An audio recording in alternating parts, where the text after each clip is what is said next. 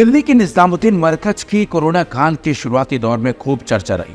मरकज से जुड़े लोगों पर कोरोना वायरस फैलाने के कई गंभीर आरोप भी लगे। तमाम वीडियो भी सोशल मीडिया पर वायरल हुई थी, बल्कि इस मामले में कई लोगों के खिलाफ एफआईआर भी दर्ज की गई थी।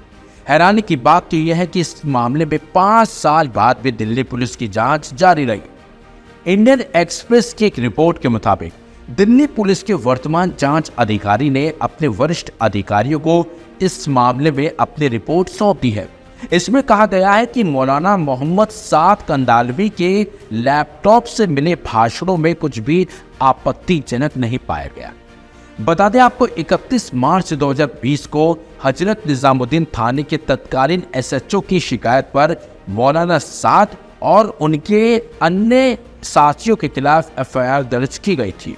आरोप था कि 21 मार्च 2020 को व्हाट्सएप पर एक ऑडियो वायरल हुआ था, जिसमें मौलाना साद कथित तौर पर अपने अनुयायियों से लॉकडाउन और सोशल डिस्टेंसिंग नियमों की अवहेलना कर धार्मिक जमावड़े में शामिल होने की अपील कर रहे थे।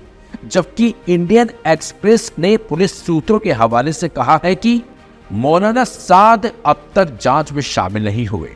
उनका लैपटॉप और अन्य इलेक्ट्रॉनिक उपकरण फॉरेंसिक साइंस लेबोरेटरी में भेजे गए हैं। पहले दौर की जांच में लैपटॉप में सुरक्षित भाषणों की समीक्षा की गई थी, जिनमें कोई आपत्तिजनक सामग्री नहीं मिली।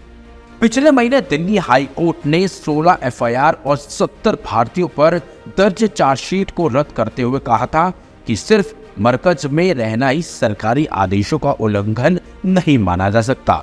दरअसल एक अंतर्राष्ट्रीय इस्लामिक संगठन तबलीगी जमात पर आरोप था कि उसने 13 से 15 मार्च 2020 के बीच दिल्ली के निजामुद्दीन मरकज में अंतर्राष्ट्रीय धार्मिक सम्मेलन आयोजित किया। इस आयोजन से कोरोना वायरस का संक्रमण तेजी से फैला। 36 देशों के 952 विदेशी नागरिकों पर चार्जशीट दायर की गई थी, जबकि मई और जून 2020 में कुल 48 चार्जशीट और 11 सप्लीमेंट्री चार्जशीट अदालत में दाखिल की गई। मुकदमे के दौरान 44 विदेशी नागरिकों ने ट्रायल का विकल्प चुना। 908 ने दोष स्वीकार कर 4000 से 10,000 तक का जुर्माना भरा। पूर्व पुलिस आयुक्त एस एन श्रीवास्तव 4 साल पहले रिटायर हो चुके हैं। उन्होंने कहा कि अब इस जांच से उनका कोई लेना देना नहीं है, यानी कि उन्होंने इस जांच से अपनी दूरी साफ तौर पर बना ली है। लेकिन मरकज केस में 5 साल बाद आई रिपोर्ट में मौलाना साद को बेकसूर बताया गया है। साथ ही रिपोर्ट में यह भी साफ हो गया है कि मौलाना ने लॉकडाउन तोड़ने के लिए मुस्लिमों को नहीं भड़काया था, बल्कि उन पर गलत आरोप लगाए गए थे।